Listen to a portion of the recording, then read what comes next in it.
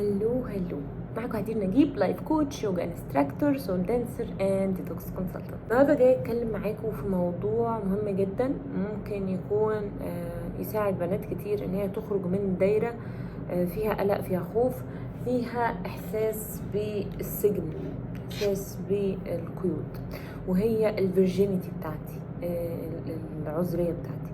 انا لو بنت ولم يسبق لي الزواج واتعرضت لعلاقة عاطفية ومارست الجنس بشكل كامل وفقدت عذريتي وانا بنت، المفروض انه انا عايزة اتجوز راجل هيبقى عنده نفس البرسبكتيف المجتمعي بتاع انه البنت اللي بتعمل كده دي بنت مش كويسة او بنت خلاص ما ينفعش اتجوزها.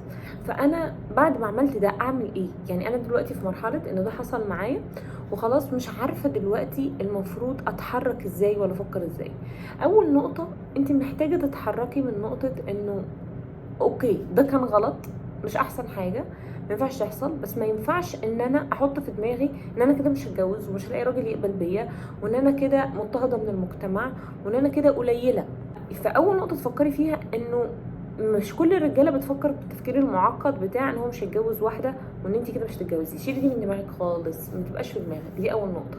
لو حصل لك الموقف ده لازم تبصي انه لا، في رجاله بتفكر انه ده عادي ممكن يحصل. دي اول نقطه محتاجه تفكري فيها. تاني نقطه محتاجه تفكري فيها انه انا غلطت، بس انا كده مش معناها ان انا واحده احس بالعار واحس بالذنب واحس ان انا قليله واحس ان انا اقل من اي بنت فيرجن. لا، زيك زيها، زيك زي اي واحده ما مارستش الجنس. ما تحطيش في دماغك ده خالص. ولو فكرتي بان انت اقل من البنت اللي هي ما عملتش علاقه، على طول هيبقى ده هيبان في يعني هتجذبي راجل يعاملك على هذا الاساس. لا، زيك زيها ويمكن اعلى منها. البني ادمين مش بيقيموا من ما يمتلكوا، البني ادم بيقيم بحجم النور الالهي اللي هو بيوسعه داخل جسمه، حجم التواصل الطاقي اللي بيتشحن من عند ربنا سبحانه وتعالى. فالجنريتور الحقيقي من عند ربنا للإنسان هي الطاقة اللي جوه جسمه، اللي الإنسان بيفضل يحاول يستقبل منها أكتر فيوسع منها أكتر فيبقى عايش بيها أكتر. هي دي الحاجة الوحيدة اللي الإنسان بيتقيم عليها، وهي دي اللي بترفع عند الإنسان القيم الإنسانية وبتخليه إنسان كويس وبتخليه عنده قيم كويسة. فدي تاني حاجة تركزي عليها. تالت حاجة تركزي عليها ان انتي تنعزلي تماما عن كل ما يخص الموروث او الحاجة المجتمعية اللي بتقول ان الست لما بتعمل كده تبقى ست غير مؤهله للجواز او محدش هيتجوزها او قليله او كده. لازم الناس اللي بتفكر كده والمجتمع اللي انت بيقول فيه كده تنعزلي عنه. زي ما انا كده مثلا، لو انت بتتابعيني في اي حته تلاقيني تحسيني ان انا مش عايشه هنا اصلا، يعني مش بنتمي المكان ولا الارض. ما تعرفيش بقى دي عايشه، دي مجتمع عربي، مجتمع شرقي، دي مش ازاي بتعمل كده. هتحسيني حره، انا لا مش مقيده، يعني ما بقيدش نفسي خالص باي نوع من انواع المكان اللي انا بعيشه، الناس اللي انا بعرفهم، الناس اللي بتفكر. ما بقيتش نفسي. على فكره اهلي ناس شرقيين ودماغهم يعني مش زي خالص، انا مختلفه عنهم. فانت لازم تقرري ان انت منعزله وبتسطحي كل المعتقدات اللي مش عاجباكي واللي بتتبنى الفكر اللي بيقلل من المراه وبيحطها في حته قليله وليها علاقه بالفيرجينيتي. رابع حاجه محتاجه تعمليها ان انت تشوفي انه الست مش عباره عن العلاقه الجنسيه، لانه غالبا الست اللي بتروح تمارس علاقه جنسيه وبتندفع وبتحس ان هي محتاجه ده قوي قبل، يعني ممكن يكون حصل لك ده وانت اصلا مش واعيه، لقيتي نفسك فجاه عملتي ده.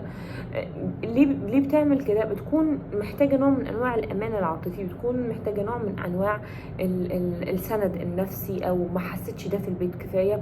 فاول حاجه بتعملها هي بتروح تترمي في حضن راجل عشان خاطر عايزه بسرعه تتاكد ان هي تتحب وتتقبل، والرساله دي ما جاتلهاش بشكل كافي. فانا اسرع حاجه واكتر حاجه تاكد لي ان انا محبوبه ومقبوله هي انك تقرب مني. اكتر حاجه الحب، ست بالنسبه لها السكس تعبير عن الحب، فتبقى عايزه تتاكد بسرعه فبتخش في العلاقه الجنسيه عشان كده. فانت لازم تبقي فاهمه انه انا دخلت بدافع ممكن يكون نفسي وعندي نقص معين في حاجات معينه، عشان كده بندفع في علاقات جنسيه او دخلت في علاقه جنسيه في واتسرعت يعني.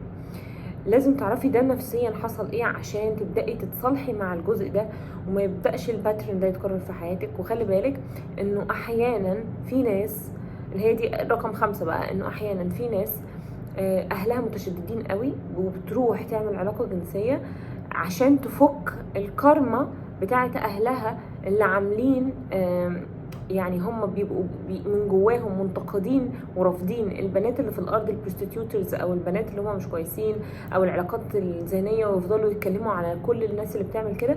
فالبنت دي اللي في العيله دي بتروح تفك الكارما دي، زي الولد اللي اهله متدينين وبيطلع شاذ او بيطلع بيعمل علاقات برضه جنسيه وفالت، بيفك الكارما بتاعتهم. لانه حتى مهما كان التدين او مهما كان انا بتبع معتقد ايه، ما ينفعش اعممه على البني ادمين. لازم اقتنع انه ديني ومعتقداتي دي ليا، هي مريحاني انا، ما ينفعش امشيها على الارض كلها. فانتي لازم تهوني على نفسك، ولازم تعرفي انه كل النقط دي ممكن تساعدك ان انتي تبقي خلاص ما تحطيش في دماغك الحته اللي قافله عليكي ومحطاكي في سجن، ان انا كده خلاص ماليش حق استمتع بالحياه ولا استمتع بقيمتي بنفسي كأنثى. يعني اقعدي وحطي رجل على رجل وملهاش اي دعوه بموضوع الفيرجينيتي. جود لك، وان شاء الله يكون الفيديو فادك، واشوفك في فيديو جديد. ولو حبيتي اي استشاره او حبيتي تعرفي عن كورس ليه علاقه بالفيمينين انرجي وبالحاجات اللي خاصه بالانثى، هو كورس كوينولوجي. هو كورس مسجل، ممكن تشتريه، ممكن تروحي على اللينك بتاع البيج بتاعت انستجرام وتخشي على اللينك، هيتواصلوا معاكي على طول. اشوفك في فيديو تاني، باي باي.